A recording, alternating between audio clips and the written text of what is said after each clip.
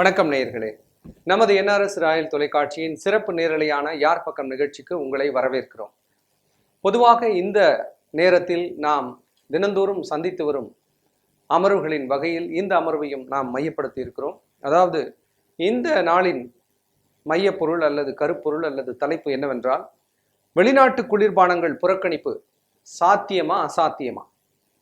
அதாவது நீங்கள் செய்திகளில் நீங்கள் பார்த்துருக்கலாம், வரும் மார்ச் 1 முதல் பெப்சி, கோகோ கோலா போன்ற வெளிநாட்டு குளிர்பானங்களை தமிழ்நாடு வணிகர் சங்க பேரமைப்பு விற்காது.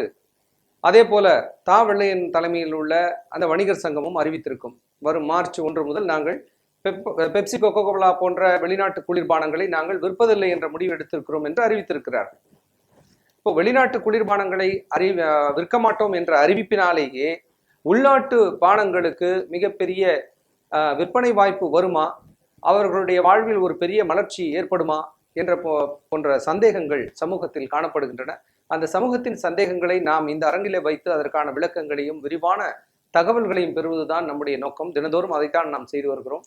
அந்த வகையில் உழவர்களுக்கும் பயனளிக்க வேண்டும், அதை வாங்கி பருகுகிற அருந்துகிற மக்களுக்கும் ஒரு பெரிய சக்தியை கொடுக்க வேண்டும், அவர்களுடைய வாழ்க்கைக்கு அந்த பானங்கள் உதவ வேண்டும் என்பதுதான் அடிப்படை நோக்கம். அந்த வகையில் இந்த அமர்வை சிறப்பிப்பதற்காக நமது சிறப்பு அழைப்பாளர்கள் 3 பேர் நம்முடைய அரங்குக்கு இணைந்து உள்ளார்கள். அவர்களை உங்களுக்கு அறிமுகப்படுத்துகிறோம். தமிழ்நாடு உழவர்கள் சங்கத்தின் திரு பெரியசாமி அவர்கள் நம்மோடு இருக்கிறார். அதே போல் தமிழ்நாடு உழவர் சங்கத்தின் திரு ராமசாமி நம்மோடு இருக்கிறார். அதே போல் PKG குழும வணிகர் திரு கணேஷ் கருப்பையா நம்மோடு இணைந்திருக்கிறார். மூவரையும் உங்கள் சார்பிலும் நிலையத்தின் சார்பிலும் வருக வருக என வரவேற்கிறோம். வணக்கம். வணக்கம் சார். இப்போ உங்களுடைய முக்கிய நோக்கங்களில் ஒன்று, அதாவது சுதேசி என்ற அந்த சொல்லாடலில், சுதேசி என்ற கருப்பொருளில் நம்முடைய பானங்களை நாம் பருக வேண்டும் என்கிற ஒரு உணர்வை நீங்கள் தூண்டி இருக்கிறீர்கள். ஒரு 2-5 ஆண்டுகளாக இந்த வார்த்தைகள், இந்த சொல்லாடல் பரவலாக செய்தி ஊடகங்களில் நாம் பார்க்கிறோம். சுதேசி பொருளை மையப்படுத்தி சுதேசி குளிர்பானங்களை நீங்கள் பருகுங்கள், அது நம்முடைய மண்ணுக்கான பானம், மற்ற வெளிநாட்டு பானங்களை நீங்கள் பருகாதீர்கள், அதில் ரசாயனம் கலவை அதிகரித்து இருக்கிறது போன்ற தகவல்கள்லாம் கூறிக்கொண்டுதான் வருகிறீர்கள். இந்த நிலையில் திரு ராமசாமி, தமிழ்நாடு உழவர்கள் சங்கம், உங்களுடைய அந்த பரப்புரை மக்களிடம் ஒரு சிறிய அளவிலாவது மாற்றத்தை ஏற்படுத்தி இருக்கிறதா? கண்டிப்பா ஏற்படுத்தி இருக்குதுங்க.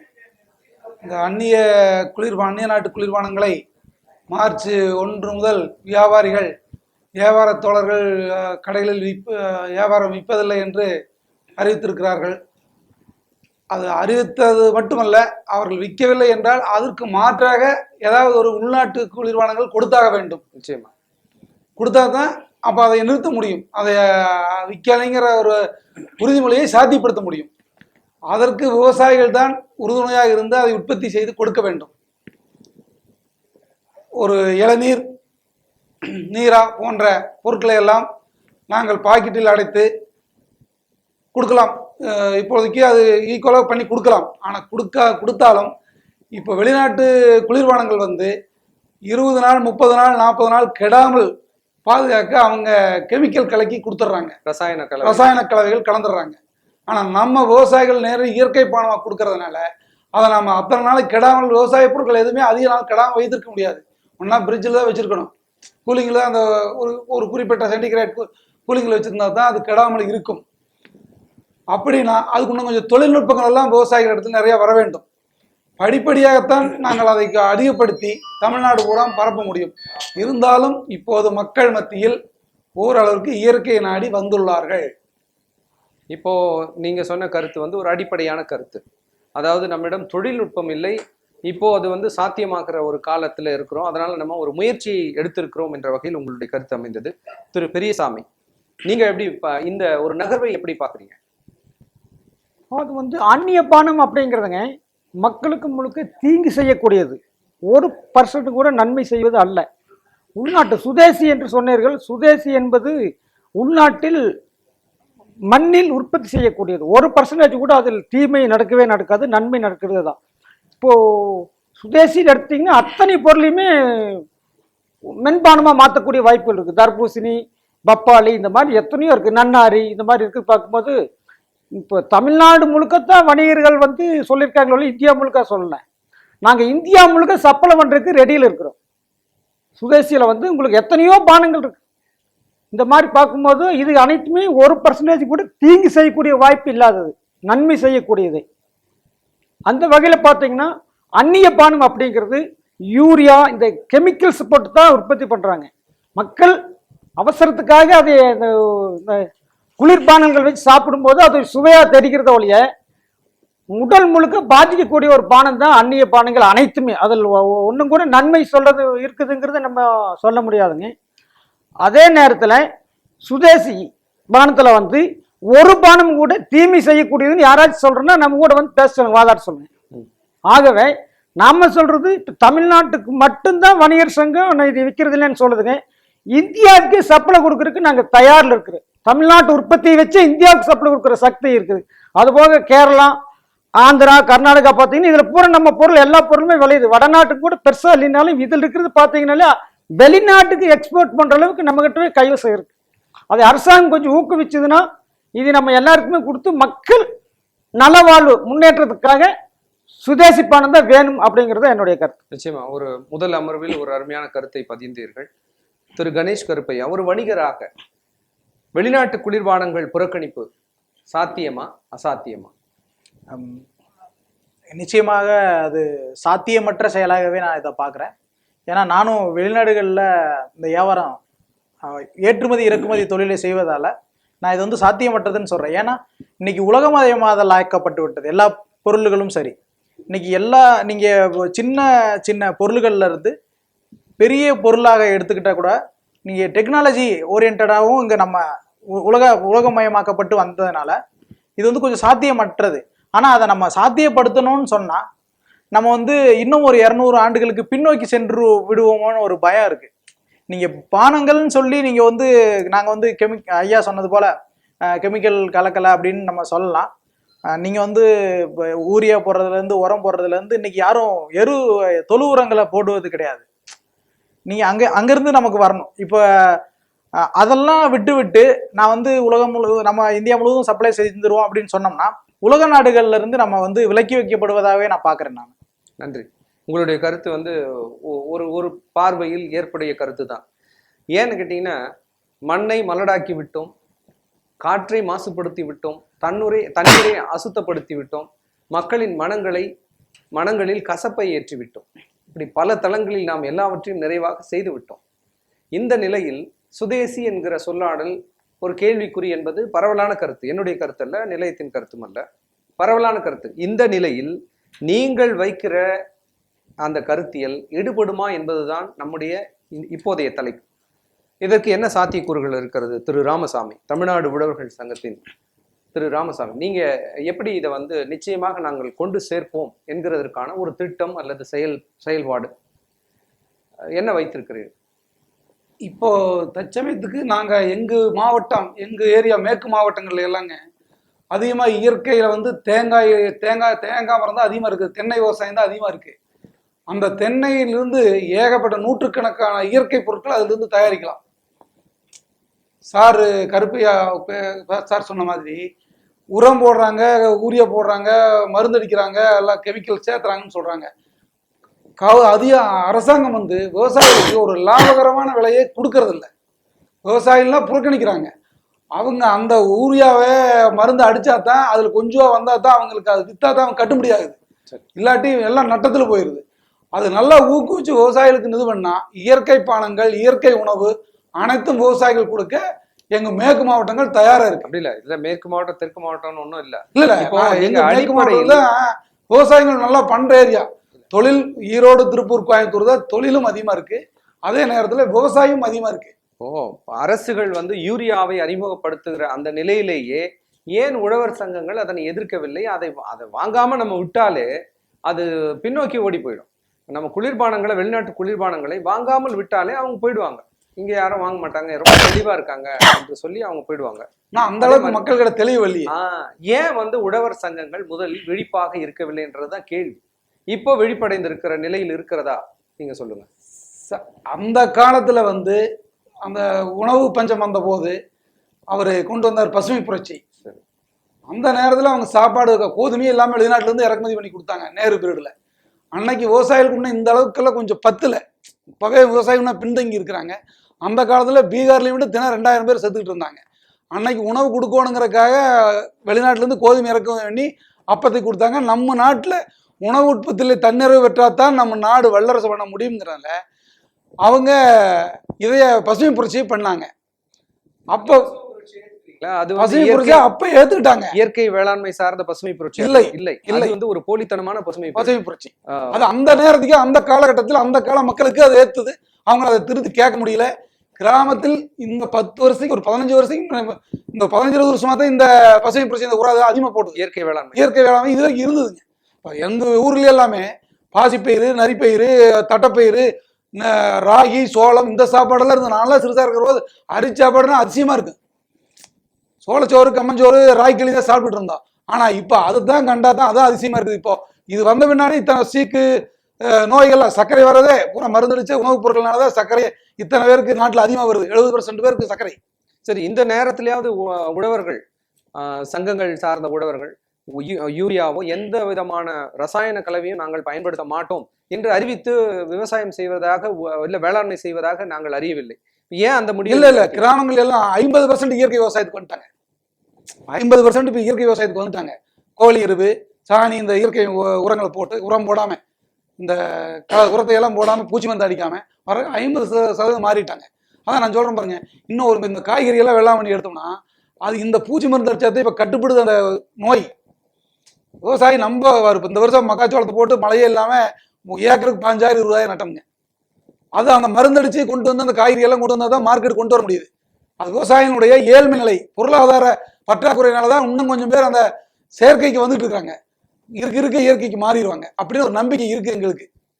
திரு பெரியசாமி, இப்போ இந்த வெளிநாட்டு குளிர்பானங்கள் பத்தி தான் நம்ம பேசிட்டு இருக்கோம். அது தாண்டி வேளாண்மை பத்தியும் பேசுறோம். இப்போ வெறும் குளிர்பானங்களை மட்டுமே நீங்க இலக்காக வச்சிருக்கீங்களா இப்போ? இல்ல அதை தாண்டி ஒன்னொன்னா பண்ணுங்க? குளிர்பானத்தை மட்டுமல்ல, மக்களின் உணவை தேடி பொறுமை, மக்கள் நலனுக்காக எல்லா பொருட்களும் படிப்படியா சொல்லிட்டு வரணும். சரிங்க. ஒரு சின்ன தோழர் KP குழுமத்தினுடைய கணேஷ் கற்பை ஒரு கருத்து சொன்னாருங்க. வெளிநாட்டில் குளிர்பானங்களை அதிகமாக விரும்புகிறாங்க. இப்போ நம்ம நிறுத்திட்டால் வெளிநாட்டில் விரும்புறதை நம்ம கேவலப்படுத்துகிற மாதிரி ஒரு கருத்தை வச்சாருங்க. அதை நான் மறுக்கிறேன். வெளிநாட்டிலிருந்து இந்தியாவுக்கு நம்ம இப்போ தமிழ்நாட்டை பொறுத்து பேசுகிறோம். அனைத்து நாடுகளிலிருந்தும் உற்பத்தியில் தேங்காயிலிருந்து வரக்கூடிய மூலப்பொருள்கள், நீரா சுகர், தேங்காய் பால், தேங்காய் பவுடர், இளநீ, வெர்சன் ஆயில், இந்த மாதிரி பார்த்துட்டிங்கன்னா லட்சமாக இங்கே பல கோடிக்கு இங்கே கொள்முதல் பண்ணுறதுக்கு நெட்டில் ஆர்டர் கொடுத்துட்ருக்காங்க. நான் ஆதாரம் நிறைய கொடுக்குறேங்க. அப்படி இருக்கும்போது இந்த தமிழ்நாட்டில் உற்பத்தி ஆகக்கூடிய பொருள் இப்போ நம்ம வெளிநாட்டுக்கு நம்ம ஏற்றுமதி செய்யக்கூடிய ஒரு வாய்ப்புகள் வந்தால் 70% போகக்கூடிய ஒரு வாய்ப்புகள் இருக்குது இன்றைய சூழ்நிலையில். இன்னும் நம்ம கொஞ்சம் தொழில்நுட்பத்தை மாற்றும் போது இதோட அதிகமாக போகக்கூடிய வாய்ப்பு இருக்கு. அப்படி இருக்கும்போது இந்த பொருளை அவங்க விரும்பும் போது எப்படி அந்நிய பானத்தை விரும்புகிறாங்கன்னு சொல்றது அவர் ஒரு கருத்து சொல்லணும்னு நான் அவர் கேட்டுக்கேன். இப்போ இன்னொரு கருத்து கூட உங்களுக்கு நான் கேட்கலான் இருக்கேன். ஒரு தகவல், இப்போ ஒரு நிறுவனம் ஆரம்பிக்கிறாங்க, கூட்டு முயற்சியாக ஒரு நிறுவனம் ஆரம்பிக்கிறாங்க. ஒரு பெரிய நிறுவனங்கள் ஒரு 200 பேர் சேர்ந்து, 100 பேர் சேர்ந்து. ஆனா உழவர்கள் ஏன் நீங்க அந்த மாதிரி சேர்ந்து ஒரு கூட்டு முயற்சியா ஒரு 200 ஏக்கர் எடுத்து இது மாதிரி பயிர் செய்யவே இல்லை? ஏன்னா வெளிநாடுகள்ல பாத்தீங்கன்னா உங்க ஊடகங்களுக்கு சில தெரியாம இருக்கலாங்க. இல்ல இது வரைக்கும் நாங்க கேள்விப்படல. வெளிநாடுகள்ல ஒரே நபர் 100 ஏக்கரை பயிர் செய்யறாங்க, வேளாண்மை பாக்குறாங்க. அது இங்க 100 பேர் 1 ஏக்கரை வச்சுக்கிட்டு அதுலயே 1008 வழக்குகள். நீ அந்த வரப்புல இந்த பக்கம் வந்துட்ட, நான் அந்த வரப்புல அந்த பக்கம் போயிட்டேன்னு வரப்பு சண்டையில நம்ம நின்றுட்டு இருக்கோம் இன்னமும் கூட. ஏன் இதை ஒரு கூட்டு முயற்சியா உருவாக்காததுனாலதான் வந்த விளைவு என்பதை நீங்க உணரல? அது தமிழ்நாடு அரசாங்கம் கண்டுக்காத ஒரு சூழ்நிலையே காரணம். உழவர்கிட்ட இருந்து ஆரம்பிக்கணும், யார் சொல்லுங்க, அவங்க கிட்ட இருந்து தான் ஆரம்பிக்கணும். உழவர் கூட்டு இயக்கத்துக்கு ஃபார்ம் ப்ராடக்ட் ப்ரொடியூசர் கம்பெனி, இந்த மாதிரி கம்பெனிகள் இப்போ உழவர் கூட்டு இயக்கமா சேர்ந்து உழவர் உற்பத்தியாளர் சங்கம் அமைச்சு இது வரைக்கும் தமிழ்நாட்டில் 18 கம்பெனிகள் இயங்கிட்டு இருக்கு. இன்னமும் கூட உழவர்கள் தங்கள் விளைபொருளை தாங்களே விற்கக்கூடிய முறையை கண்டுபிடிக்கவில்லை. அதைத்தான் சொல்றேன். நாங்க விளைச்சல் பண்ணி விற்கிறதுலதான் இருக்காங்களே தவிர அவங்களே விளைவித்து அவங்களே விற்பனை பண்ணாதான் மக்களுக்கு போய் சரியான விலையிலும் போகும், சரியான நேரத்திலும் சரியான பொருள் போய் சேரும். அது மேல நம்ம ரசாயனம் தடவ வேண்டியதில்லை, அடிக்க வேண்டியதில்லை, பாதுகாக்க வேண்டியதே இல்லை. அந்த முயற்சியை ஏன் நீங்கள் சார் கேட்டீங்கன்னா வேற பொருட்கள் உற்பத்தி பண்றதெல்லாம் வச்சுக்கலாம் கெடாது. இன்னைக்கு வித்தா வியாபாரம் மார்க்கெட்ல விக்கிட்டு இல்லாட்டி இருக்கட்டுன்னு வச்சிடலாம். ஆனா விவசாய உற்பத்தி பொருள் எல்லாம் ஒரு நாள் 2 நாள் மேல அதை வச்சிருக்க முடியாது. சரி. அதுக்கு வச்சிருக்கோம்னா பாதுகாக்கிறதுக்கு குடோன், ஐஸ் ஏசி குடோன் கட்டி அதை பாதுகாக்கணும். அந்த அளவுக்கு இன்னும் கிராமத்துல எங்க பொருளாதாரம், விவசாயினுடைய பொருளாதாரம் உயரல. நீங்க வெளிநாட்டுல சொன்னீங்கல்ல பண்ணை விவசாயம் பண்றாங்கன்னு 100 ஏக்கர் 200 ஏக்கர், அங்க இருக்கிற கவர்மெண்ட் விவசாயிகளை ஊக்கப்படுத்துது, விவசாயிகளை தான் முன்னிலைப்படுத்துது. இங்க நம்ம இந்தியா கவர்மெண்ட், தமிழ்நாடு கூட கிடையாது, இந்தியா கவர்மெண்ட் விவசாயிகளை புறக்கணிக்குது. மத்திய அரசே புறக்கணிக்குது. மோடி வந்து சொன்னாரு, காரணம் என்ன கேட்டீங்கன்னா வந்து உழவர்களோ இல்ல வேளாண்மை செய்கிற தொழில் செய்கிற அந்த சங்கங்களோ இல்ல அது சார்ந்த இந்தியர்களோ இனி கவலைப்படவே வேண்டியதில்லை, வீடு தேடி உங்களுக்கான திட்டங்கள் வரும்னு சொல்லியிருக்காரு. என்ன எது நடைமுறை ஆயிருக்கு, நீங்க ஏதாவது ஒன்று சொல்லுங்க. ஒண்ணுமே எங்களுக்கு எல்லாம் வந்து சேரல. இல்ல நீங்க சொன்னதான் அவரு வந்து சேரல, நீங்க தான் சொல்லணும். அப்புறம் இந்த உலகத்திலேயே இந்தியாவில இன்னைக்கு விவசாயினுடைய தற்கொலை அதிகமா நடந்திருக்குது. அதுவும் பருத்தி விளையிற ஏரியா மகாராஷ்டிரால விதர்பா மாவட்டத்துல விதர்பா தான் அதிக தற்கொலைகள் நடந்திருக்கு விவசாயிகள். சொல்ல போனா இந்த வருஷம் இந்த வறட்சியில தமிழ்நாட்டிலையும் 300 விவசாயிகள் பக்கமா தற்கொலை பண்ணிட்டாங்க. அது என்ன காரணம்னா நம்ம பொருளை நாம் பாதுகாத்து ஒரு சரி குண்டூசி இருக்கணும்னா 10 நாளைக்கு வச்சுக்கலாம், ஒரு மாசம் வச்சாலும் அது கெடாது. அது கவர்மெண்ட் லோன் கொடுக்குது, அதை வசூல் பண்றதில்ல. அரசாங்கமே வராக்கடன் சொல்லி ஒரு 1000 கோடியை வர வைக்கிறாங்க தொழில் கொடுத்ததை. ஆனா விவசாயிக்காரனை போய் சட்டிவானை தூக்கு வசூல் பண்ணு, விவசாயிக்கு தள்ளுபடியே பண்ணக்கூடாதுங்கிற மாதிரி 2 கவர்மெண்ட், மாநில மத்திய கவர்மெண்ட் இரண்டும் நடந்து கொள்கிறது.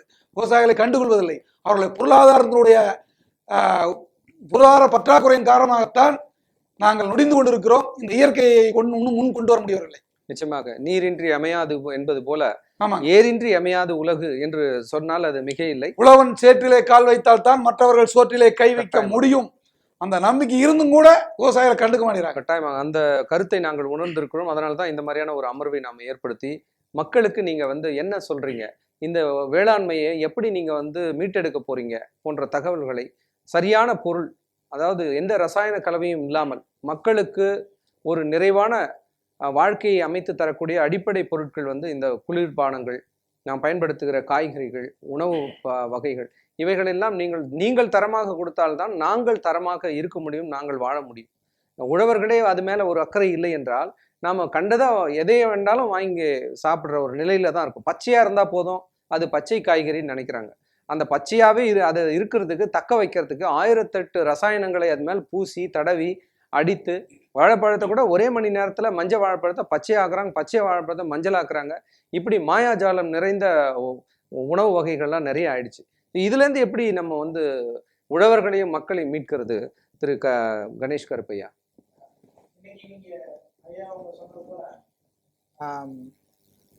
சுதேசிங்கிற வார்த்தை வலிமை பெறணுங்கிறதுல எந்த ஒரு மாற்று கருத்தும் கிடையாது. ஆனா அந்த அந்நிய பானங்கள்னு சொல்லக்கூடிய பெப்சியா இருக்கட்டும், கொக்கோலாவா இருக்கட்டும், இன்னைக்கு வேற ஒரு நேம்ல வந்து இங்க கண்டிப்பா ஒரு கால ஊன்றதான் போகுது. அதற்கு இந்த உலகமயமாதல் வந்து கண்டிப்பா வழி செஞ்சுதான் ஆகணும். ஏன்னா அப்படி செய்யாத பட்சத்தில் அந்நிய முதலீடோ அந்நிய செலாவணியோ நமக்கு வந்து அற்று போய்விடும். இது நமக்கு வந்து இது நம்ம ஒரு குறுகிய வட்டத்துக்குள்ள நம்ம வந்து அதை நம்ம பேசுறதுல வந்து எனக்கு ஒரு கொஞ்சம் மாற்று கருத்து தான் இருக்கு. ஏன்னா இது வந்து உலக நாடுகள் கூட நம்ம போட்டிருக்க ஒப்பந்தம் அப்படிப்பட்ட ஒப்பந்தம். நீங்கள் அதை ஒருபொழுதும் என்ன செய்ய முடியாது, மீற முடியாது. எனவே நீங்க வந்து கண்டிப்பா வந்து அதே போல நிரந்தரமாக தடை செய்ய முடியுமான்னா கிடையாது. நம்ம குழந்தைங்கள்ல இருந்தே குர்குரோவையும் பெப்சியும் கொக்கோலா தான் கொடுத்து பழக்கிருக்குமே ஒழிய நீங்க வந்து பழைய கஞ்சியில இருக்க நீராரமோ கொடுக்கல, ஒரு இளநியோ வெட்டி கொடுக்கல. நம்மளுடைய தவறை வந்து என்ன செய்யறோம், கார்பரேட் மேல போடுறோமோ அப்படிங்கிற ஒரு மிகப்பெரிய வேதனை தான் எனக்கு இருக்கு. அதான் நான் கேட்டேன், ஏன் நீங்க குழுவா செயல்படல, கூட்டு முயற்சி இல்லையே? ஒரு எல்லாரும் சேர்ந்து ஒரு பெரிய வணிக வளாகத்தை நீங்கள் நடத்தலாம், அதன் வழியா நம்ம தயாரிப்புகளை கொண்டு வரலாம். அந்த முயற்சிகள் எல்லாம் வந்து ரொம்ப காலம் தாழ்ந்து நீங்க கொண்டு வரீங்களோ என்ற கருத்து பரவலாக பொதுமக்கள் மத்தியில் இருக்கு. அந்த கேள்விதான் நான் வைக்கிறேன். ஏன்னா நான் தனிப்பட்ட முறையில் கேட்கல, பொதுமக்கள் கிட்ட இருக்கிற கருத்தை நான் என்னுடைய குரலாக நான் கேட்கிறேன். திரு ராமசாமி, நீங்க என்ன சொல்ல வரீங்க? இந்த சுதேசி குளிர்பானம் நிச்சயமாக மக்களிடம் போய் சென்று வெளிநாட்டு பானங்களை தவிர்ப்பார்கள் என்ற ஒரு நம்பிக்கை இருக்கிறதா? இன்னும் கொஞ்ச நாள்ல கண்டிப்பா தவிர்த்துருவாங்க. சரி, அவங்களுக்கே எல்லாத்துக்கும் அவங்க சாப்பிட்டு என்ன எஃபெக்ட் வருது, உடம்புல என்ன வியாதிகள் வருது அப்படிங்கிறத கொஞ்சம் கொஞ்சமாக புரிஞ்சுக்கிட்டாங்க. அப்புறம் ஊடகங்கள் எல்லாம் கொஞ்சம் சொல்றாங்கல்ல எப்படி வருது என்னங்கிறதெல்லாம் பார்க்குறாங்க. இன்றைக்கி என்ன மக்கள் எல்லாம் பட்டி தொட்டி எல்லாமே செய்தி என்ன இங்கே என்ன நடக்குது, இப்போ சென்னையில் நடக்குது எங்கள் ஊருக்கெல்லாம் தெரியும்னா 4 நாள் ஆகும். ஆனால் இப்போ அடுத்த செகண்ட் தெரியுதுங்க.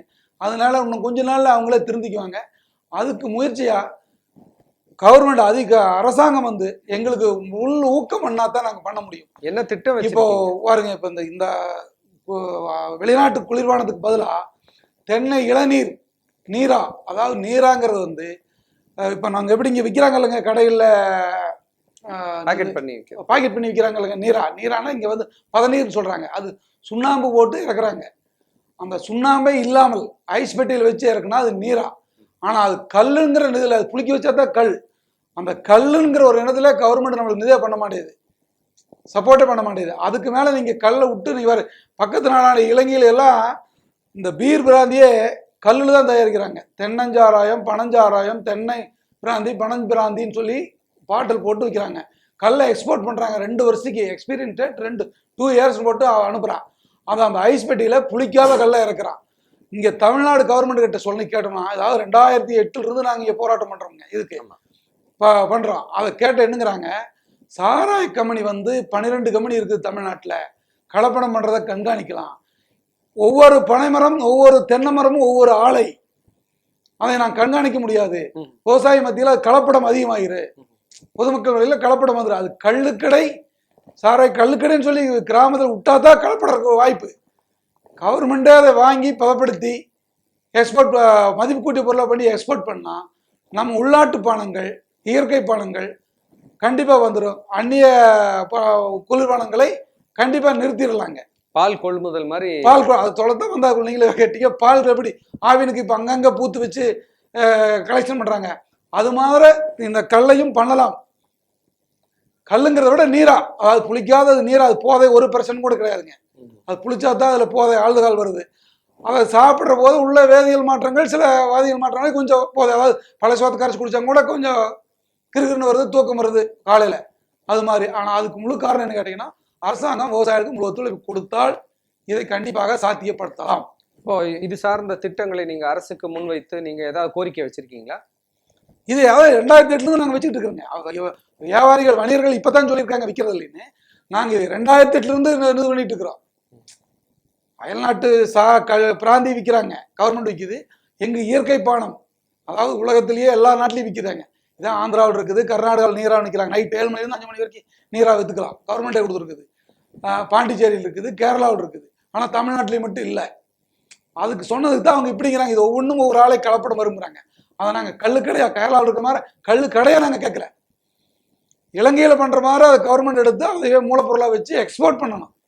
அப்போ தான் விவசாயிகள் முன்னேற முடியும், கவர்மெண்ட்டுக்கு ஒரு வருமானம் வரும். இந்த வெளிநாட்டு குளிர்பானங்கள் புறக்கணிப்பு, இந்த வெளிநாட்டு குளிர்பானம் மட்டும் இல்லை அப்படின்னு சொல்லியிருக்கீங்க. அடுத்த கட்டமா என்ன உங்களுடைய திட்டம்? தமிழ்நாட்டு கேட்குறீங்களா? ஆமா, நான் உங்களுக்கு ஒரு கேள்வி வச்சுக்கிறேன். மோடி பற்றி சொல்லியிருந்தீங்க, விவசாயிகளுக்கு வந்து நல்ல அறிக்கை தான் கொடுத்துட்ருக்காருன்னு ஒரு கருத்து நீங்கள் சொன்னீங்க. இப்போ பட்ஜெட் போட்டிருந்தாங்க, விவசாயிகளுக்கு அர்ப்பணிக்கப்படுகிறது இந்த பட்ஜெட் அப்படின்னு சொன்னாங்க. ஊடகங்களை வந்துச்சு, செய்திகள் நீங்கள் பார்த்துருப்பீங்க. அதில் விவசாயிகளுக்கு நேரடியாக நன்மை வரக்கூடிய ஒரு பட்ஜெட்டாக இது இருக்குதுன்னு நீங்கள் விரல் விட்டு சொல்ல முடியுமா? அந்த அறிக்கை உங்கள் நகல் உங்கள் கையில் இருக்குன்னா என் கையில் இருக்குது.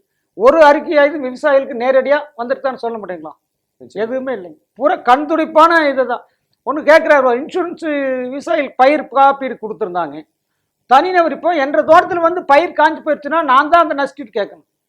அவங்க என்ன கொடுத்துருக்காங்க? அந்த ஏரியாவே காஞ்சி போன ஒரு ஊரே அழிஞ்சாதான் நாங்கள் கொடுப்போம்னு சொன்னான். என் குடும்பத்துக்கு என்னுடைய தோட்டத்தில் காஞ்சி போயிடுச்சு, அந்த மணியார்கிட்ட போய் காட்டி வாங்கி கொடுத்து வாங்குறது அதுதான் சாத்தியமா இருக்கு. அந்த ஏரியாவே காஞ்சாதான் இன்சூரன்ஸ் கொடுக்கணும்னு எந்த வழியில நியாயம்? ஏரியானோ ஒரு ஊர் மட்டுமல்ல, அப்போ ஒரு கிராமம், பஞ்சாயத்து கிராமத்துல உதாரணத்துங்க. இப்போ ஒரு அந்த ஊரே அழிஞ்சு போய் பணம் வாங்குறதுக்கு யார் போக போறான்? அவங்க வச்சிருக்கிற கோரிக்கை எப்படின்னு யோசனை பண்ணிப்பாரு. ஆனா அந்த பட்ஜெட்டில் சொல்றாங்க விவசாயிக்கு அர்ப்பணிக்கப்பட்ட பட்ஜெட் அப்படிங்கிறாங்க. அதான் நான் என்ன அரசியல் என்ன போகுதுங்கிறது எங்களுக்கு புரியல. மோடி வந்து சொன்னாரு, இந்தியா வந்து உழவர்களை நம்பித்தான் இருக்கிறது, அதனால உழவர்களுக்குத்தான் முக்கியத்துவம்ன்ற மாதிரி சொல்லி தான் உட்கார்ந்தாரு. இது வரைக்கும் அவர் எதுவுமே செய்யலன்றத உழவர்களாகி நீங்க சொல்லி தான் மக்கள் தெரிஞ்சுக்க வேண்டியதா இருக்கு. வருங்காலங்களில் செய்வாரான்றது தெரியல. ஏன்னா இந்த மாதத்துல கூட அவர் வந்து கோவைக்கு வர்றாரு. அவர் கண்டிப்பா உழவர்களை சந்திக்க வர்றாரா என்னன்னு தெரியல. உழவர்களை கட்டாயம் சந்திப்பாருன்னு நினைக்கிறேன். சொல்லால் இருக்கிறது நாங்களே கேட்டுக்கிட்டேங்க, செயல்ல வந்தா நல்லதுதான். இப்போ இந்த காயத்தை கொடுத்தீங்க, சர்க்கரையும் எழுதி நக்கணும்னா இனிக்கவே நிற்காது. கொஞ்சம் சர்க்கரை போட்டாதான் இன்னைக்கு. அதே போல விவசாயிகளுக்கு எது இந்த காலகட்டம் மிகப்பெரிய வறட்சி கோர தாண்டவம் ஆடிட்டு இருக்குது. பிரச்சனையே வரணும். இப்போ தமிழ்நாடு இருக்கட்டுங்க, மாநில சர்க்கார், மத்திய சர்க்கார் ரெண்டுமே விவசாயிகளை சரியான பாதையில் நோக்கவில்லை என்பது முதல் குற்றச்சாட்டை வைக்க இப்போ வேண்டும். நீங்க சொல்ற அந்த இன்சூரன்ஸ் வந்து காப்பீடு, பயிர் காப்பீடு, நாம லோன் வாங்கும் போதே வங்கிகள் வந்து நம்ம காசுலயே காப்பீடு பண்ணிடுறாங்க, அப்படிதானே? இல்லைங்க, நம்ம வந்து லோன் வாங்குறதுக்கு பண்றாங்க. பயிர் காப்பீடுங்கிறதுங்க லோன் லோனுக்காக இல்ல. வாங்காதவங்க சைடு அதுதான் நம்ம பணத்திலேயே வந்து காப்பீடு பண்ணிடுறாங்க. ஆனா நம்ம பயிர் வந்து சேதம் அடைஞ்சாலோ இழப்பு நேர்ந்தாலோ அவங்க வந்து காப்பீடு கொடுக்கறது இல்ல. கொடுக்கவே இல்லை. காலங்காலமா இருக்கிற ஒரு செய்தி. அவங்க என்ன சொல்றாங்கன்னா, காப்பீட்டு நிறுவனம் உனக்கு மட்டும் நோய் வந்தா நாங்க மருத்துவம் பார்க்க மாட்டோம், ஊருக்கே நோய் வரணும், அதே தான் சொல்றேன். அப்பதான் நாங்க மருத்துவம் பார்ப்போம் எந்த அப்படின்னு வழியில சொல்றாங்க. நியாயமா இருக்கு. அப்போ அரசுகள் வந்து எவ்வளவு வந்து மெத்தனமா இருக்கிறாங்க, எவ்வளவு பார்வையற்று இருக்காங்க உழவர்கள் மேலன்றத நாம இதன் வழியா இருந்து ஒரே ஒரு எடுத்துக்காட்டு மூலமா நான் தெரிஞ்சுக்கலாம். அதனாலதான் உழவர்கள் வந்து வீதிக்கு வந்து போராடுகிற, சோறு போடுகிற உழவர்கள் வீதிக்கு வந்து போராடுகிற அந்த நிலைமை இந்தியாவில் இன்னைக்கும் இருக்கு. தொடர்ந்து பேசும் ஒரு இடைவேளைக்கு பிறகு. நேயர்களே, ஒரு சிறிய இடைவேளைக்கு பிறகு யார் பக்கம் நீளும் காத்திருங்கள். நேயர்களே, யார் பக்கம் தொடர்கிறது. நம்முடைய இந்த அமர்வில் வெளிநாட்டு குளிர்பானங்கள் புறக்கணிப்பு சாத்தியமா அசாத்தியமா என்ற கேள்வியை முன்வைத்து இந்த 1 மணி நேர நகர்வை நாம் ஏற்படுத்தி இருக்கிறோம். இந்த குளிர்பானம் மட்டுமல்லாமல் ஒவ்வொரு பொருளாக நம்முடைய பொருளாக மாற வேண்டும், நாம் இழந்த அனைத்தையும் மீட்க வேண்டும் என்கிற அந்த கோணத்திலேயே இந்த நகர்வை நாம் நகர்த்தி இருக்கிறோம். உழவர்கள் மகிழ்ச்சி அடையவில்லை என்றால் அந்த நாடு நிச்சயம் மகிழ்ச்சி அடையாது, அந்த நாடு செழிக்க முடியாது. ஏன்னா செழிப்பா இருக்க வேண்டியவங்க முதல்ல உழவர்கள் தான். அவங்க மனம் நிறைந்து நமக்கு உணவளிக்க வேண்டும். அந்த உணவு தான் நம்மை வந்து காப்பாற்றும், நோய் வராமல் காக்கும். இன்னைக்கு நோய் அதிகம் பரமன்றதுக்கே காரணம் நாம வந்து உழவர்களை சரியாக நாம் பார்த்து கொள்ளவில்லை, அரசும் பார்த்து கொள்ளவில்லை என்கிற மிகப்பெரிய ஆதங்கம் இருக்கிறது. அந்த நகர்வை நோக்கி நாம் இன்னும் இந்த 1/2 மணி நேரத்தை நகர்த்துவோம். திரு பெரியசாமி, கூட்டு முயற்சி இல்லாதது வெளிநாட்டு நிறுவனங்கள் நம்மை நோக்கி வந்ததுக்கான காரணம் நினைக்கிறீங்களா நீங்க? கூட்டு முயற்சி இல்லாதது வெளிநாட்டு நிறுவனங்கள் வரக்கூடிய காரணங்கள், உழவர்கள் உற்பத்தி செய்யக்கூடிய ஒரு நிலங்களில் பெரிய அளவுக்கு செய்ய முடியாததே முதல் காரணம். அப்படி இருக்கும்போது கார்பரேட் கம்பெனிகள் ஒரு குறிப்பிட்ட நிலங்களை வாங்கும்போது அவங்க பல்கா இருக்கும்போது அவங்க அதிகமான இதையை ப்ரொடக்ஷன் பண்ணும்போது எல்லாமே இப்போ பண்ணக்கூடிய ஒரு சாத்தியம். ஒரு உழவர் வந்து 25 கிலோ தக்காளி உற்பத்தி பண்ணாருன்னா அவரை மூலப்பொருளை மாற்ற முடியாது. அவே 2000 கிலோவும் கார்பரேட் கம்பெனி மாற்றும் போது அந்த பொருள் மூலப்பொருளை மாற்றக்கூடிய ஒரு வாய்ப்புகள் அவங்களுக்கு கிடைக்குது. அதனால அவங்க கார்பரேட் கம்பெனிகள் எதுக்குள்ள போனாலும் அவங்க கொஞ்சம் மாற்று மூலப்பொருளை பண்ணக்கூடிய ஒரு வாய்ப்புகள் இருக்குது. இந்த உழவர் கூட்டு முயற்சி என்பது ஒரு 25 பேர் ஃபெடரேஷன், 50 பேர், ஒரு 100 பேர் சேர்ந்து 1000 பேர் இப்படி வச்சுட்டு தான் இருக்கும். இப்போ சாதாரணமாக பார்த்து போனால் 4 ஆண்டுக்கு முன்னாடி இந்த கொய்யாவுக்கெல்லாம் சென்னை பற்றி பெருசாக சொல்ல முடியாதுங்க. நான் கிராம இதில் சொல்லும்போது 25 மாவட்டத்தில் கொய்யா உற்பத்தி இருக்குங்க. கொய்யா பார்த்தீங்கன்னா கொய்யாவுக்கு வேலைட்டியே இருக்காது, ரொம்ப அந்த கணிச்சு வேஸ்ட்டாக போகும். 5 ரூபா ரூபாய்க்கு கொடுக்க வேண்டிய ஒரு சுச்சுவேஷன் வந்து ஆயக்குடி அப்படிங்கிற ஒரு இடத்துல ஒரு 500 விவசாயிகள் சேர்ந்து கொய்யா விவசாயிகள் கொய்யா உற்பத்தியாளர் சங்கம் அமைச்சுங்க. அதில் ஒரு ஃபெடரேஷன் போட்டு அதில் இப்போ பார்த்தீங்கன்னா கொய்யா ஜூஸ் போடுறாங்க, கொய்யா பவுடர் வெளிநாட்டுக்கு அது பயங்கரம். இப்போ பார்த்துட்டிங்கன்னா கொய்யா கிடைக்கிறது இல்லை, அந்த அதிலிருந்து கழிவு வருதில்லை, கழிச்சு சொரிசையாக இருக்குது, அதுதான் இப்போ விற்பனைக்கே வரும். அது அந்த கூட்டு முயற்சியில் தான் சக்ஸஸ் ஆயிருக்கு. அதே பார்த்திங்கன்னா விருப்பாச்சிங்கிற இடத்துல வந்து பச்சை மிளகாய் வந்து ஒரு டயத்தில் வந்து ரொம்ப டவுனாக இது பண்ண முடியல. அந்த ஏரியாவில் ஒரு 2000 விவசாயிகள் கிட்டத்தட்ட ஒரு முடிவு பண்ணாங்க, மிளகாய் நட்டி காயை பொறிக்கிறது இல்லை, அப்படியே பழம் விடும்போது என்ன ஆயிடுதுன்னா அந்த வரமிளகாய் ஒரு பல்கா ஒரு 2000 விவசாயிகள் இருக்கும்போது பார்த்தீங்கன்னா ஒரு பல்கர் அப்போ பல டன்னுகள் கிடைக்கக்கூடிய ஒரு வாய்ப்பு இருக்குது. அந்த முயற்சியில் இந்தியாவுக்கு எடுத்துக்காட்டாக விற்பாச்சு போனால் வரமிளகாய் வாங்கல அளவுக்கு வந்துருச்சு. இந்த மாதிரி கொஞ்சம் கொஞ்சமாக கூட்டு முயற்சிகள் எல்லா பக்கம் நடந்துக்கிட்டு தான் இருக்குது. திருமூர்த்தி விவசாயிகள் கூட்டின்னு சொல்லி அவங்க ஒன்று வச்சுருக்காங்க. அவங்க பார்த்தீங்கன்னா இந்த காய்கறிகள் உற்பத்தி பண்ணி கோயம்புத்தூரில் பெரிய லெவலில் அவங்க இப்போ மார்க்கெட் பண்ணிட்டு இருக்காங்க. A to Z, வீடு முதல் காடு முதல் வீடு வரை அப்படின்னு சொல்லி 2 பாயிண்ட் இடைத்தரகர் இல்லாமல் பண்ணிட்டு இருக்காங்க. அதில் பார்த்துட்டிங்கன்னா அதில் ஒரு 1000 பேர் இப்போ அதில் நடைமுறையாக போய்கிட்டு இருக்குது. கேரளா எடுத்துட்டிங்கன்னா இதுக்கெல்லாம் முக்கிய காரணம் என்னென்னா அரசு இன்னும் இவங்களுக்கு நிதி உதவி அளிக்கவில்லை. அவங்களுக்கு கூட்டமைப்பிலே தான் விவசாயிகள் அந்த கூட்டமைப்பு சேர்ந்து ஒரு இதை பண்ணி அதில் தான் பண்ணுறாங்க. இப்போ கேரளா எடுத்துட்டிங்கன்னா தென்னை வளர்ச்சி வாரியத்தை விட்டு 380 கம்பெனிகள் இருக்குது. அப்படின்னா தென்னை உற்பத்தியாளர் சங்கம், இங்கிலீஷில் சொன்னால் கோகனட் டெவலப்மெண்ட் போர்டுடைய இதில் கோகனட் ப்ரொடியூசர் கம்பெனின்னு இருக்குதுங்க. அதை பார்த்தீங்கன்னா அவங்க அனைத்து பொருளையும் மூலப்பொருளாக மாற்றக்கூடிய இப்போ அங்கே இருக்குது. இப்போ ஒரு தென்னையில் மட்டும் எடுத்துக்கலாங்க, அப்புறம் நேரம் இருக்காதுங்க. நீரா அப்படிங்கிறோம், நீராவில் வந்து நீராவை மட்டும் விற்கிறது இல்லைங்க, நீரா சுகர், நீரா பிஸ்கட்டு, நீரா கனி, அது எதாக இருக்குங்க, நீரா சர்க்கரை, அதை வந்து பம்பண்டி, அதாவது எப்படின்னா காட்டில் வர்றது ஊதி வர்றதுங்க. அந்த சர்க்கரை வந்து 1 கிலோ 1200 ரூபாய்க்கு ஆர்டர் கொடுத்துருக்காங்க. அது இப்போ நாங்க பண்ண போறது அதுல என்ன சிறப்பு இருக்கு? அது இப்போ வெளிநாட்டுல தான் அதிக வாண்டட், மருந்து பொருளை போகுது. மருந்து நம்ம வீட்டுல உபயோகப்படுத்துற சர்க்கரை எல்லாமே படுத்தலாம். ஒரு ஸ்பூன் போட்டு குடிச்சீங்கனாலும் ஏகப்பட்ட இது. அதுல வந்து சர்க்கரைனால எந்த பின்விளைவும் எதுவுமே வராது, எல்லாம் இதா இருக்குதாங்க. மருந்து பொருளை போகுதுங்க. நம்ம ஒரு டம்ளர் போட்டு காலை குடிச்சாலே நல்லா இருக்கு. அந்த மாதிரி சரியான மூலப்பொருள் அவங்க ஒரு தென்னையிலிருந்து ஒரு 50 மூலப்பொருள் அவங்க தயாரித்து இப்போ வெளியே அனுப்பிச்சிருக்கிறாங்க. இதை வந்து தமிழ்நாடு இப்போ தென்னை வளர்ச்சி வாரியம்ங்கிறது மத்திய சர்க்காரினுடைய கவனத்தில் இருக்குது. ஆனால் மாநில சர்க்கார் இது தமிழ்நாட்டில் வந்து அது கொஞ்சம் ஒத்து போகாமல் அவங்களுக்கு இதாக பண்ணிட்டு இருக்காங்க. இப்போ கேரளாவில் 380 ஃபெடரேஷன் கம்பெனிகள் இருக்குது, தமிழ்நாட்டில் 18 தான் இருக்குது. அதுலேயும் செயல்படுறது பார்த்தீங்கன்னா 4 தான் வந்துருக்கு. இப்போ இன்னும் நம்ம அரசாங்கம் சரியான வழி உழவர்களுக்கு விவசாயிகளுக்கும் கொடுக்காத ஒன்றே காரணமாக தான் இருக்குது. இப்போ உங்களுக்கெல்லாம் தெரியும், தென்னை எடுத்துட்டிங்கன்னா உலக நாட்டிலேயே பிலிப்பைன்ஸ் லிஸ்ட்ல இருக்கிறதாக சொல்லிட்டு இருக்காங்க. அது மாபெரும் தவறு. இன்றைக்கு உலக நாட்டிலே முதலிடத்தில் இருக்கிறது எதுனா தமிழ்நாடு தான். 2வது கர்நாடகா வரப்போதுங்க, கேரளா 3வது தான் இருக்கு. பிலிப்பைன்ஸ்ல அதுக்கு அடுத்தடுத்துல தான் இருக்கு. பழைய லிஸ்ட்ல பிலிப்பைன்ஸ்ல தென்னை மரங்கள் அதிகமா இருக்குதுன்னு கொடுத்துருக்காங்களே ஒழிய ஆய்வுல வந்துருச்சு, இவங்க வெளியூடு போறாங்க அந்த கண்டிஷன்ல. அப்படி இந்த அளவுக்கு இருக்கும்போது இப்போ 4-5 மாவட்டத்தையே பார்த்தீங்கன்னா 60 கோடி தென்னை மரங்கள் நாங்கள் லிஸ்ட் எடுத்துருக்கோம். 4-5 மாவட்டம். இன்னும் மற்ற மாவட்டங்களால் எடுக்க முடியல. பனை அது அந்த மாதிரி இருக்கு. இந்த இது பூரா மூலப்பொருளாக மாற்றும் போது தமிழ்நாடு இந்தியாவுக்கு மட்டுமல்ல உலக நாட்டுக்கே நம்ம உற்பத்தி பண்ணி அனுப்பக்கூடிய ஒரு வாய்ப்புகள்லாம் இருக்குது. இந்த அரசு எங்களோட ஒத்து போய் விவசாயிகளுக்கு ஒரு வாய்ப்பு, இந்த கூட்டத்துக்கெல்லாம் ஒரு பெரிய நிதியை கொடுத்து பெரிய ஃபேக்டரிகள் கிட்ட உதவுனா தான் நம்ம நினைக்கிறதும் மக்களுடைய உணவு தேடும் உரிமையில் நல்ல உணவு கொடுப்பதும் இது எல்லாம் நீங்க நினைக்கிறதும் இதெல்லாம் நடக்க வேணும்னா அரசு வந்து விவசாயிகளுக்கு அந்த கூட்டங்களுக்கு வந்து அதிக நிதியை மானியத்தோடு கொடுத்து அதை ஊக்குவிக்கணும். இப்போ அன்னி சொல்லக்கூடாது நான் சொல்றேங்க, அமெரிக்காவிலிருந்து நீரா சுகர் உற்பத்தி பண்ணி கொடுத்தா 50 கோடி ரூபாய் எங்களுக்கு இப்போ கொடுக்குறதுக்கு அக்ரிமெண்ட்டுக்கு ரெடியில் இருக்கிறாங்க. நாங்கள் இப்போ தமிழ்நாடு கவர்மெண்ட் எல்லாம் இங்கே போட முடியாத சூழ்நிலை, வெளிநாட்டு ஒப்பந்தம் போட முடியாத சூழ்நிலை. அங்கே வந்துட்டு உடனே கொடுத்துருக்குறாங்க. 50 கோடி ரூபாய் கொடுக்குறதுக்கு இப்போ நான் கொடுக்குறேன். இப்போ நாளைக்கே நான் வாழ்க்கையில் கொடுக்குறேன் ரெடியில் இருக்கிறாங்க. ஆனால் தமிழ்நாடு சர்க்கார் அதை நல்வழிப்படுத்தாம உழவர்களுக்கு. அதைத்தான் நாங்கள் அதை என்ன நினைக்கிறோம்னா, உழவர் கூட்டு தயாரிச்சவங்க எல்லாம் சேர்ந்து நடந்துட்டு இருக்குது, எல்லாமே இருக்கு. இந்த தென்னை மட்டும் சொல்ல எல்லா உற்பத்திக்குமே வாய்ப்புகள் இருக்குங்க, எல்லா பொருளுக்குமே வாய்ப்புகள் இருக்கு. ஆனா கவர்மெண்ட்டே எங்களுக்கு கொஞ்சம் முன்னுக்கு வந்து இது மாதிரி கொஞ்சம் நிதிகளை கொடுத்து ஊக்குவித்தாலே நல்லா இருக்கும். இப்போ நாங்க இன்னைக்கு ஒரு அறிக்கை கொடுத்தோம் சென்னையிலங்க, வெள்ளையன் வந்து அந்த ஜல்லிக்கட்டின் போது ஒரு அறிவிப்பு கொடுத்திருந்தாரு. மார்ச் 1ஆம் தேதி முதல் அந்நிய பானங்களை நாங்கள் தொட மாட்டோம், விற்க மாட்டோம் அப்படின்னு சொல்லியிருந்தாரு. அதை செய்தியின் வழியாக கேட்டிருந்தோம், போன் தொடர்பு கொண்டு பேசியிருந்தோம். நாங்கள் உற்பத்தி பண்ணக்கூடிய இளநீர் வந்து நேச்சுரிஸ், எந்த கெமிக்கல் எல்லாமே நேச்சுரிஸாக எடுத்து இப்போ பாட்லிங் பேக்கிங் எல்லாம் போட்டுக்கிறோங்க. அடுத்தது வந்து நீராவை கேரளாவில் உற்பத்தி பண்ணுறது, அந்த பேக்கிங் தமிழ்நாட்டில் வாங்கி உற்பத்தி அங்கே தமிழ்நாடுன்னு போட்டு இங்கே கொடுத்துருக்குறோங்க. இது இல்லாமல் தேங்காய் பால் அது இப்போ இருக்கு ஒரு 10 பொருளை வந்து நாங்கள் இப்போ சென்னையில் வர்ற 1ஆம் தேதியிலிருந்து நாங்கள் இப்போ இவங்க அறிக்கை இப்போ இவங்க நிறுத்துறாங்கன்னா மாற்று இந்த சென்னை மக்களுக்கு வேணும் பண்ணுங்க. அதற்காக நாள் ஒன்றுக்கு இளநீர் வந்து 2000 லிட்டரும், நீரா 2000 லிட்டரும், மற்ற மூலப்பொருட்கள் தேவைக்கேற்ப குடிக்கக்கூடிய அளவுக்கு நாங்கள் உற்பத்தி அங்கே ரெடி ஆகிட்டு இருக்குங்க. 1ஆம் தேதியிலிருந்து இந்த அளவுக்கு சப்ளை பண்ணுறதுக்காக இருக்கு. இது வந்து நாங்கள் செஞ்சுட்டு இருக்கிறது. எங்களை மாதிரி இந்த மாதிரி ஏகப்பட்ட கம்பெனிகள் இருக்கு. அவங்க எல்லாம் செய்யும்போது தமிழ்நாடு சென்னை மட்டும் இல்லைங்க, இந்தியாவுக்கு ஈஸியாக கொடுக்குற வாய்ப்புகள் நிச்சயமாக அந்த முயற்சி நாங்கள் பாராட்டுறோம்.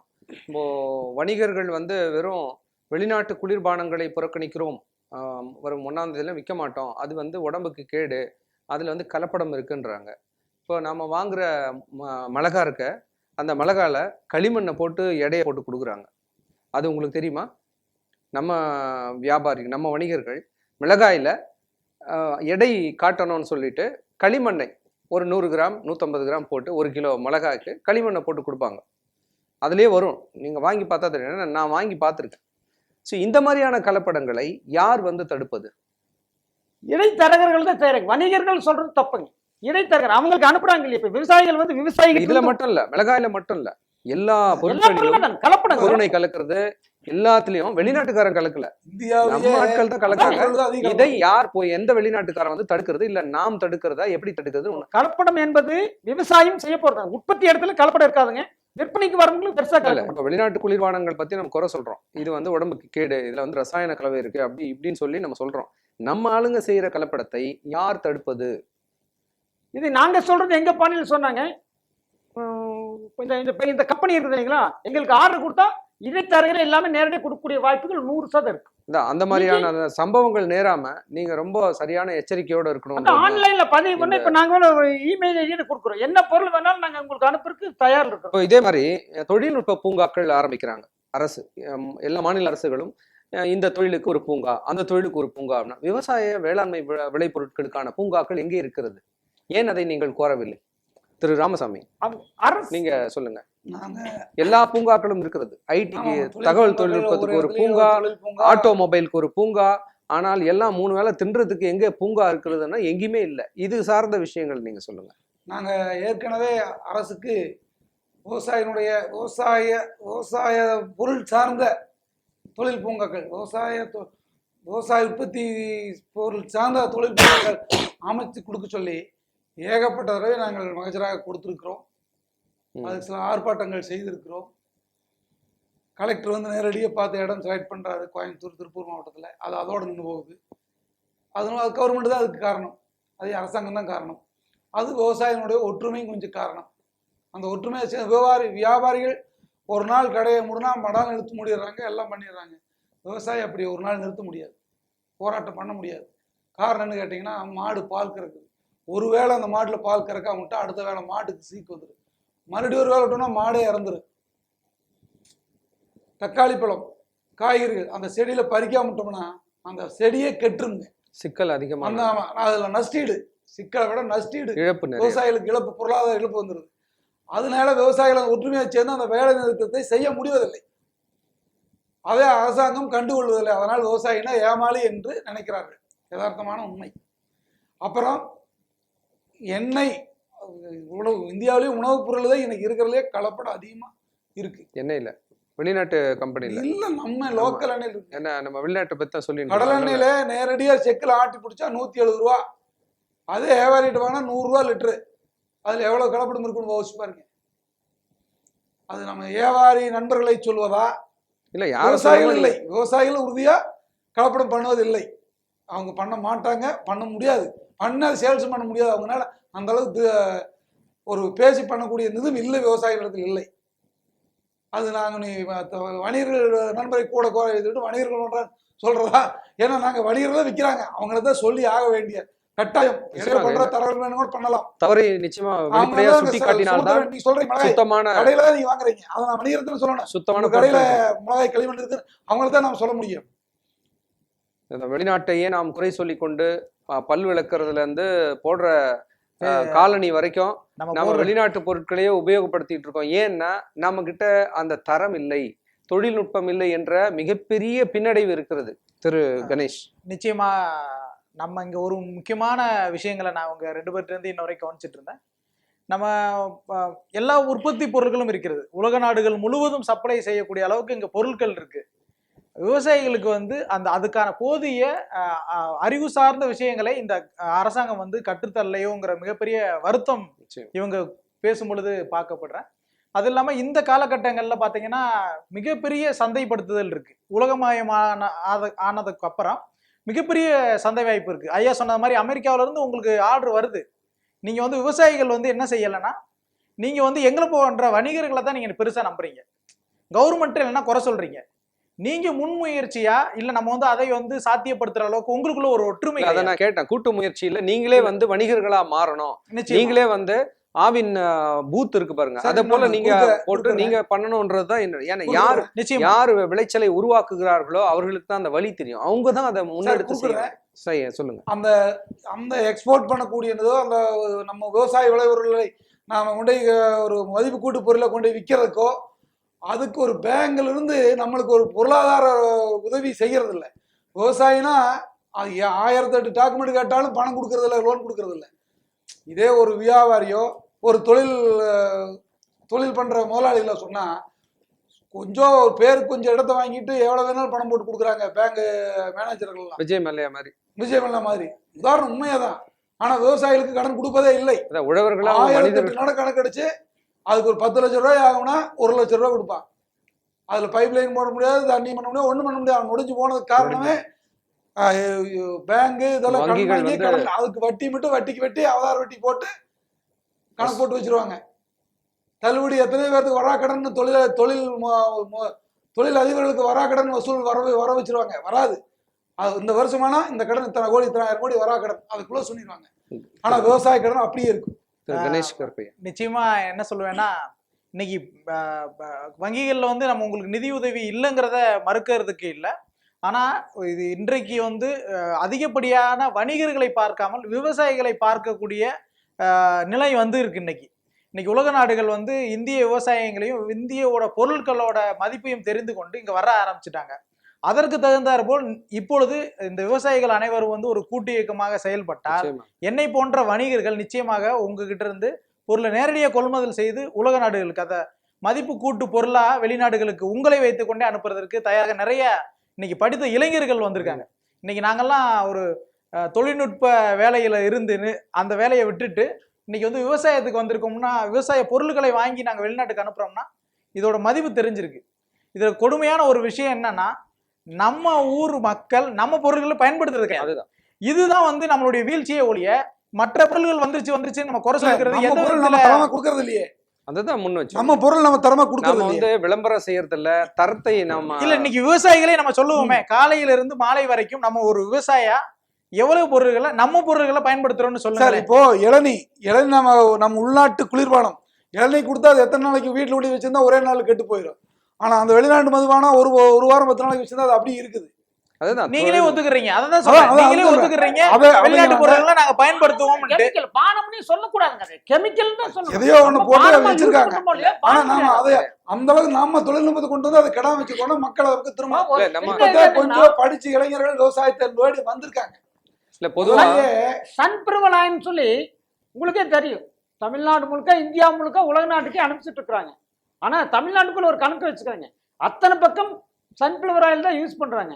ஆனா உற்பத்தி எத்தனை இருக்குங்க? 10% தான் இருக்கு. அதெல்லாம் உங்களுக்கு தெரியும். இல்ல நம்ம 100% பொதுவான பெயர்களை உபயோகப்படுத்தி சொல்ல வேண்டாம். ஏன்னா நாம வந்து எல்லாவற்றையும் கரைப்படுத்தி விட்டோம். நான் தொடக்கத்துல சொன்ன மாதிரி, அதாவது உலக நாட்டிலேயே கரைபடிந்த கடற்கரை, மாசுபடிந்த கடற்கரை எதுனா அது இந்திய கடற்கரை தான் சொல்றாங்க. ஏன்னா எல்லா விதமான கழிவுகளையும் நாம தான் எடுத்துன்னு போய் கடல்ல கலக்குறோம் நம்பிக்கையின் பெயரால, காற்றை மாசுபடுத்துறோம் நம்பிக்கையின் பெயரால. இப்படி எல்லாத்தையும் மலடாக்குகிறதில் முன்னணியில் இருக்கிற ஒரு நாடு இந்தியா. வேற எதுலையும் முன்னணியில் இல்லை. அதுக்கு அடுத்தது மக்கள் தொகையில முன்னணியில் இருக்கும். நம்ம அதுல வந்து நம்ம மீசையை முறுக்கிக்கலாம், வேற ஒன்றும் கிடையாது. ஆனால் விளைபொருட்களிலாகட்டும் அறிவுபூர்வமான ஆற்றல்களிலாகட்டும் எதுலேயும் நம்ம வந்து இன்னமும் பின்தங்கி தான் இருக்கிறோம் என்பதை நான் மனதில் வைத்து தான் ஒவ்வொரு நகர்வின் மகத்த வேண்டும். விவசாயிகள் திரு கணேஷ் கருப்பையா சொன்னது போல நாம மக்களிடம் கொண்டு சேர்க்க என்ன உத்தியை கையாள போகிறோம்ன்றதுதான் கேள்வி. பொருளை நாம் படிச்ச கண்டுபிடித்த இளைஞர்கள் விவசாயத்துக்கு வரணும். விவசாயத்துக்கு வந்தா தான் டெக்னாலஜியா விவசாயத்தை பண்ணி கொண்டு வர முடியும்.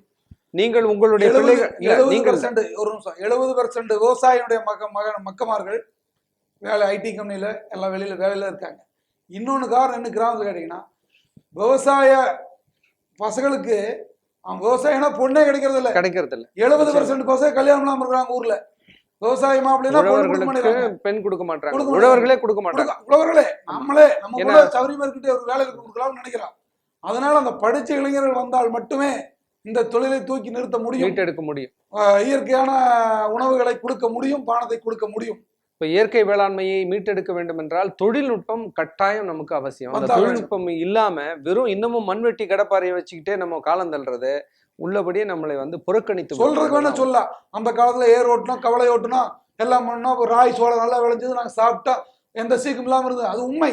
ஆனா இன்னத்தை போற வேகத்துக்கு அந்த உழவு ஓட்டி, மாட்டு உழவு ஓட்டி, கவலை ஓட்டி நாம எடுத்து சரி பண்ண முடியாது, செய்ய முடியாது. தொழில்நுட்பத்துல தான் பண்ணி ஆகணும். அதுக்கு படித்து இளைஞர்கள் தேவை. கணேஷ் இன்னைக்கு இளைஞர்கள் வந்து ஐயா சொல்றாரு விவசாயத்துக்கு வரணும்ட்டு நிறைய பேர் வர தயாரா இருக்காங்க. விவசாய குடும்பங்கள்ல இருக்க எத்தனை பையன்களுக்கு நீங்க சொல்லி தர்றீங்க விவசாயம் இப்படி பண்ண வேண்டும், விவசாயம் இந்த அளவுக்கு இருந்தா தான் நீ இருக்கணும்ட்டு? சார் அதான் சொல்றேன், சொல்லுங்க பாப்போம். சார் அதான் சொல்றேன், விவசாயத்துக்கு பொண்ணே கிடைக்கிறது இல்லையா, அவர் எப்படி விவசாயம் சொல்லி கொடுத்துட்டு இருப்பான்? குடும்பமே அழிஞ்சு போகுது. பையனை விவசாயத்துல வச்சிருந்தா அந்த குடும்பத்துடைய வாரிசே அழிஞ்சு போகுது. அதை எப்படி நீங்க முன்னெடுக்க போறீங்க? அதுக்கு என்ன திட்டம் வச்சிருக்கீங்க? நீங்க சொன்னாதான் நாங்க வந்து செயல்பட முடியும். உங்ககிட்ட என்ன திட்டம் இருக்கு? வெளிநாட்டுல வந்து இப்ப நாங்க கணக்கு போட்டதுல உழவு தொழில் வந்து கற்று செய்கிற வேலை இல்லை, அது உணர்ந்து செய்கிற வேலை. அது வந்து உணர்வாகவே வர வேண்டும். உழவு தொழில் மட்டும் உணர்விலிருந்து வர வேண்டும். அது ரொம்ப கடினமான வேலை.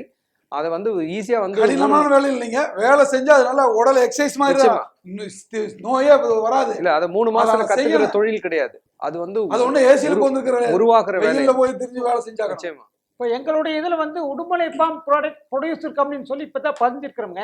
எங்களுடைய திட்டம் 2 ஆண்டுக்குள் அரசு ஒத்துழைத்தால் 4 லட்சம் வெளிநாட்டிற்குரிய அறிவாளிகள் இன்ஜினியர்கள்லாம் தமிழ்நாடு எங்க கம்பெனிக்குள்ள வருவாங்கன்னு சொல்லி குறிச்சு வச்சுக்காங்க. எத்தனை பேருக்கு வெளிநாடு டபுள் சம்பளம் கொடுத்து அவங்களை தமிழ்நாட்டுக்கு இழுக்கக்கூடிய வாய்ப்புகள் 100% இருக்குங்க. இவர் சொன்னதை போல எங்களுக்கெல்லாம் வேலை இல்லை அப்படிங்கிறத விட 2 ஆண்டுகளில் 4 லட்சம் பேருக்கு எங்க கம்பெனி வேலை கொடுக்க போகுது. ஆனா அரசு எங்களுக்கு ஒத்துழைக்கும். அதுதான் நான் சொல்லுவேன். அரசு ஒத்துழைத்தால் ஒன்னே போதும். வெளிநாட்டில் போய் வேலை அவங்க இங்க ஒடியாறக்கூடிய வாய்ப்புகள் எல்லாமே நமக்கு என்ன வளம் இல்லை தமிழ்நாட்டுல எல்லாமே இருக்குது. அது பாட்டுல தான் இருக்கு. நீங்க சொல்றதெல்லாம் வருஷம் ஒத்துழைப்பு என்ன வளம் இருக்குதுன்னு நம்மளால நிறுவ முடியாது. அதுதானே இப்ப எல்லாத்தையும் நம்ம வெளிநாட்டை நோக்கியே நகர்த்திட்டு எல்லாரையும் உள்ள வர வச்சுட்டு எல்லா பொருட்களையும் உள்ளே வர வச்சுட்டு இப்போ எதிர்த்து நிக்கிறோம். நம்ம வர வைக்கிற நிலையிலேயே எதிர்த்து நின்று இருந்தா இன்னைக்கு வந்து சுதேசி பொருட்களை எல்லாரும் பயன்படுத்த ஆரம்பிச்சிருப்பாங்க, எல்லாருமே உபயோகப்படுத்திருப்பாங்க. எல்லா பொருட்களும் வெளிநாட்டு பொருட்களா வர வச்சு நாமளும் அதை தினந்தோறும் உபயோகப்படுத்துற நிலையில இருக்கோம். அதெல்லாம் எப்போ அகற்ற போறோம், நாம எப்போ நம்மளுடைய பொருட்களை அறிமுகப்படுத்த போறோம்ன்றதான் கேள்வி. கார்பரேட் கம்பெனியோட நோக்கமே உள்நாட்டு பொருட்களுக்கு படிப்படியா குறைச்சிட்டு அந்நிய பொருள் இப்ப பாத்துட்டீங்கன்னா சும்மா சொன்னா இப்போ ஆயில் வந்து தமிழ்நாட்டுல இந்தியாவில் எல்லா உற்பத்தியும் இருக்குது. பாமாயில் எங்கிருந்து இறக்குமதி பண்றாங்க? எந்த நாட்டுல எங்க இருந்தாங்க? ஏன் அரசு இதை செய்யுதுங்க? 65 ரூபா கொடுத்து பாமாயில் வாங்குது, மக்களுக்கு 30 ரூபாய்க்கு கொடுக்குறாங்க. இடையில எத்தனை ரூபா? 35 ரூபா யாருக்கு கொடுக்குறாங்க? கார்பரேட் கம்பெனி கொடுக்குறாங்க. ஏன்னா அவன் தான் கமிஷன் கொடுக்குறான். அதனால அரசு அதைத்தான் விரும்புதுங்க. சரி, இறுதியா சொல்லுங்க. தேங்காய் மார்க்கெட் ஏறி தேங்காய் எண்ணெய் விலை ஏறினா உடனே இறக்குமதி பண்ணி அரசாங்கம் விவசாயிகளை புழைக்க விட மாட்டேங்குது. எப்படி அவன் தென்னை விவசாயி முன்னேற முடியும்? அதுக்கான ஒரு மாற்று திட்டங்கள்லாம் நமக்கு தேவை. இப்போ இறுதியா ஒரு கருத்து சொல்லுங்க. வெளிநாட்டு குளிர்பானங்கள் புறக்கணிப்பு வெகு விரைவில் சாத்தியமா அல்லது அசாத்தியமா என்ற கேள்விக்கு ஒற்றை வரி பதில் சொல்லுங்க. நீங்க சாத்தியம் சார். சாத்தியம். அதை நான் நம்புறீங்க? சொன்ன மாதிரி நீங்கள் பொதுமக்கள், விவசாயிகள், படித்த இளைஞர்கள் கொஞ்சம் வந்திருக்காங்க உள்ள, அதனால கண்டிப்பா எங்களுக்கு ஒரு நம்பிக்கை சாத்தியம். திரு பெரியசாமி, நீங்க வெளிநாட்டு பானங்களை வந்து மக்கள் மனதில் விஷமாக விதித்து விட்டால் 100% சாத்தியமே. இந்த கார்பரேட் கம்பெனிகளுக்கு அடிப்பணிது. இப்ப மக்கள் வந்து ஒரு நல்ல முடிவுக்கு வரும்போது அவங்க என்ன பண்றாங்கன்னா காசு கொடுத்து வாங்கிட்டு இருக்கிறாங்க. அப்படி வரும்போது என்னதுன்னா நடுநிலை ஆயிக்கிறாங்க. அப்படி வந்து விசமிகள் வரும்போது விசமிகளுக்கு மக்கள் அடிமைப்பட்டால் அது அசாத்தியமே. மக்கள் தெளிவாக இருந்தால் 100% அது சாத்தியமே என்பது எங்களுடைய நிச்சயமா. திரு கணேஷ் கருப்பையா, நீங்க? நான் என்ன சொல்வேன்னா, நம்ம வீட்டு பிள்ளைங்க கிட்ட இருந்து முதல்ல மாற்றம் வரணும். வீட்டுல எங்க மாற்றம் வரணும்னா வெளியில இருந்து இல்ல, நம்ம வீட்டுல இருந்து தான் மாற்றம் வரணும். சுதேசி வர வேண்டும் என்பதுதான் என்னோட கருத்தும் கூட. ஆனா இருந்தாலும் இது சாத்தியமற்றது என்றே சொல்லுவேன். ஏன்னா உலகமயமாக்கப்பட்டு விட்டதால நம்ம கொஞ்சம் காலதாமதமாகும். ஆமா, இன்னும் ஒரு 20 ஆண்டுகளுக்கு மேல நிச்சயமா எடுத்துக்கிறோம். இந்த விழிப்புணர்வை வந்து 20 ஆண்டுகள்ல 100% இருக்காதுங்க. மாநில 2 ஆண்டுக்குள் மிகப்பெரிய மாற்றம் சொல்லிருக்கோம். இல்ல, மத்திய மாநில அரசு வந்து இதற்கான முன்முயற்சி செய்யவில்லை என்றால் அதுவும் கூட சாத்தியம் இல்லைன்னு தான் சொல்லுவேன். உங்க கருத்தை புரிஞ்சுக்கிட்டேன். இந்த அமர்வுக்கு வெளிநாட்டு குளிர்பானங்க புறக்கணிப்பு சாத்தியமா அசாத்தியமா என்ற கேள்வியை முன்வைத்திருந்தோம். மூவரும் ஒரு சிறந்த பதிலை, ஒரு கருத்தை, ஒரு விளக்கத்தை கூறினீர்கள். இதனுடைய போக்கு அல்லது இதனுடைய நீட்சி, இதனுடைய வெற்றி உங்கள் கையில் இருக்கிறது என்பதுதான் நிதர்சனம். மற்றவர்கள் வந்து வாங்குறாங்களோ இல்லையோ இல்லை, அந்த போக்கை, அந்த திட்டத்தை தீர்மானிக்க வேண்டியவர்கள், மக்களிடம் கொண்டு சேர்க்க வேண்டியவர்கள் நீங்கள் தான். எது எப்படி இருந்தாலும் நம்முடைய பொருட்களுக்கு நாம் முக்கியத்துவம் கொடுத்து அதை வாங்கி உபயோகப்படுத்துவதுதான் மிகச்சிறந்தது. ஏனென்றால் நமது மண்ணில் விளைகிற பொருட்களைத்தான் நாம் சாப்பிட வேண்டும். மற்ற மண்ணில் விளைகிற பொருட்களுக்கு அந்த சூழல் வேறு, இந்த சூழல் வேறு என்பதை முதலில் புரிந்து கொள்ள வேண்டும். ஆப்பிள் கூட நம்ம சாப்பிட வேண்டிய அவசியம் இல்லை. கொய்யா பழத்தை சாப்பிடலாம், வாழைப்பழத்தை சாப்பிடலாம், பலாப்பழத்தை சாப்பிடலாம், மாம்பழம். அதனால தான் முக்கணிகள் நமக்கு சொல்லியிருக்காங்க தமிழ் இலக்கியத்துல, மா, பலா, வாழை. அது போன்ற ஆழமான தகவல்களை நாம் புரிந்து கொண்டோமானால் பல் விளக்குவதை கூட நாம் கையிலையோ அல்லது வேப்பங்குச்சியிலையோ ஆலங்குச்சியிலையோ நாம் வளர்க்க முற்படுவோம். அதனுடைய கருத்து மக்களுக்கு போய் சேராததினால் விளம்பரங்களை பார்த்து மயங்கி நாம் சுதேசி பொருட்களை இழந்து கொண்டிருக்கிறோம்.